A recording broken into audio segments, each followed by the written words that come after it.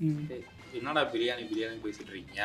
ம். ஒரு தலவாழை இலை போட்டு சாப்பிட்டுருக்கீங்களா? ம். அந்த இலையில வந்து தண்ணி தெளிச்சுட்டு ஒரு உப்பை வச்சு முதல் தொட்டுக்கே வரிசையா எல்லாத்துலயும் வச்சுட்டு ம். கூட்டு பொரியல் எல்லாம் வச்சுட்டு ஒரு சாப்பாடு அப்படியே வைப்பாங்க. ம். அதுல வந்து இத்தவுளுண்டு வந்து நெய், இத்தவுளுண்டு வந்து ஒரு பருப்பு அப்படி போட்டு அப்படி சாப்பிட்டா வச்சுக்கோயேன், என்ன அம்சமா இருக்கும் தெரியுமா? அதை சாப்பிட்டு முடிச்சுட்டு அதுக்கு ஈக்குவலண்டா சாம்பார் ஊற்றுவாங்க. ம். சாம்பாரும் இப்போ பருப்பும் வந்து கம்பேரிட்டிவ்லி ஒரு லைட் டேஸ்ட்னா ரொம்ப காரம் இருக்காது. ம். அப்போ அதுக்கு ஈக்குவலண்டா காரமா ஒரு பொரியலோ ஒரு வாழைக்காவோ ஒரு உருளைக்கிழங்கோ வச்சிருப்பாங்க. ம். அதை முடிச்சதுக்கு அப்புறமேட்டுக்கு வத்த குழம்போட அருமை எல்லாம் உங்களுக்கு என்னடா தெரிய போகுது? வத்த குழம்பு வச்சு எவ்வளவு பெரிய சண்டைலாம் இருந்தது தெரியுமா? ம். அந்த வத்த குழம்ப போட்டு அந்த வத்தலை எடுத்து மெல்றப்ப உள்ள அந்த அந்த கிறிஸ்பினஸ் இருக்கு இல்லையா, பக்கத்துல அப்பளம் வச்சிருப்பான். குழந்தைங்க வந்தா கூட மத்தத சாப்பிடுறாங்களோ இல்லையா, அந்த அப்பளத்தை எடுத்து சாப்பிடுவாங்க.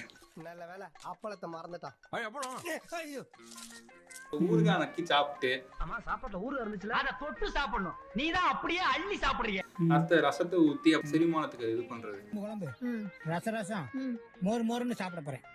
அப்படித்தானே சாப்பிடணும். அப்படித்தான் சாப்பிடணும். சரி இதெல்லாம் முடிச்சுட்டு விடுவாங்க அப்படின்னு பார்த்தா லாஸ்டா வந்து ஒரு பாயாசம் வச்சிருப்பாங்க. ம். இனிப்போட முடிக்கணும் அப்படின்னு சொல்லிட்டு. பாயசங்கடா